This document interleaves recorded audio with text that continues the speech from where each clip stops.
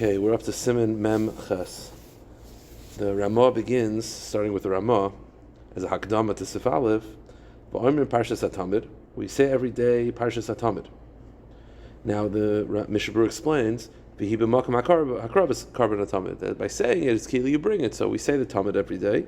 Shekin kiblu chazal, shebizman she'em b'is hamikdash kayim, ve'nichon lahakar karbanas, misha'isib b'gehen b'parshas sein, ma'la v'kasa kika krivum. Chazal dictated that nowadays we don't have karbanas. If you learn it, it's as if you've brought it. And that's why they say the Maracha, which is the order in the Beis Hamikdash. All the part of karbanas. It says in Mishnah Berurah Pashut. To me, it's simple. It's not enough just to read the words. If you're able to understand it in Gemara, you have to learn about it. The hikar is to understand. It has to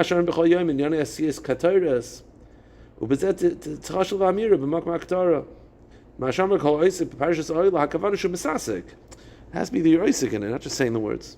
So if you're someone who can't comprehend things, okay, then saying is enough. But if you're someone who can understand, you should understand. Now, before we go weiter, do you say it standing up or not? So Kosav Magen Avram, Parshas HaKarbanis Yomer Ba'amida. Magen Avram says Karbana should be said standing. Dumyas HaKarbana Shayi Ba'amida, because the Kohen had to be standing when he brought the carbon. But the Shari Tshuva brings down many poskim to disagree, because they say you're not the Kohen, you're the owner. The owner, or you, I guess, I'm not sure. Even I guess they hold, because the owner also had to stand. But I guess they hold that just because it's kilu bringing, it doesn't mean that you have to actually stand that way. Yeah, so it's the kohen that has to stand. The owners pashas don't have to stand. So I think that brings down. I'm not sure about that, but yeah, the Shari Tshuva brings down kilu hikravti koy abaylim shenasan lekoyen. The hakrava is by the owners. Okay, fine. So the Mishnah Berurah then says, the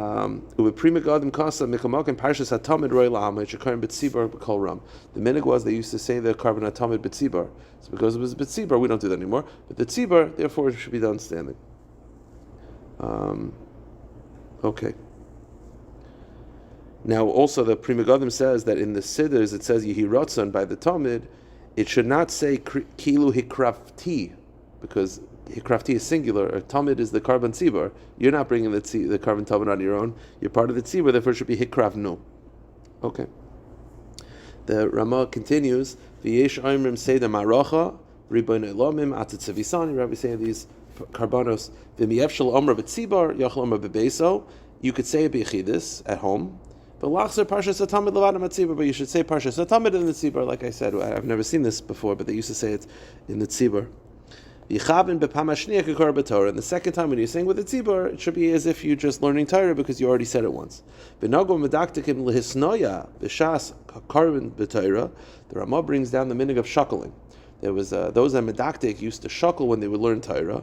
Dugmas haTorah shenitna beretas. The same way the Torah was given with trembling fear, so too you tremble and you shuckle back and forth. And also when they daven, they would shuckle, Al Shem, Kol Atzmoisei Termarna Hashem Michamoicha. The Pasuk says, all my bones are crying out to you. So your mamish body is moving to Hashem. The Mishnah Berurah explains,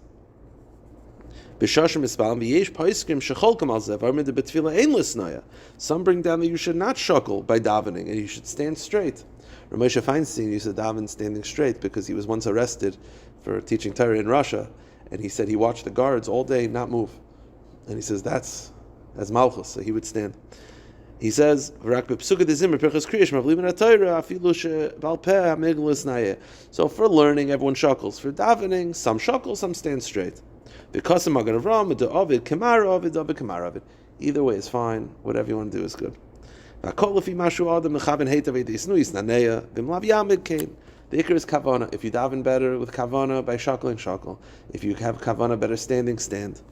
Meaning stands tall. But there is a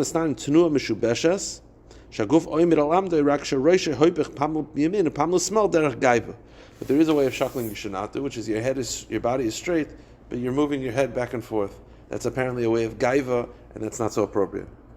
The Mechaber then says in Sif Aleph, B'Shabbos, on Shabbos, Oimrim Eitzel Parshas HaTamid, after the Tamid, they would add Psukei Musaf to Shabbos. The Psukim of the Musaf, because Shabbos you bring the carbon Musaf. Avalei b'Rosh Chodesh, v'Yom Tov, but not Rosh Chodesh and Yom Tov, neshakarim b'Torah. Psukim Musaf, because on Rosh Chodesh and Yom Tov you already have Kriyas HaTorah anyway, so it's already mentioned, so you don't have to mention it during davening. But Musaf, we mention it. The Arizal did not say these Psukim, and that's why a Minig Ari is not to.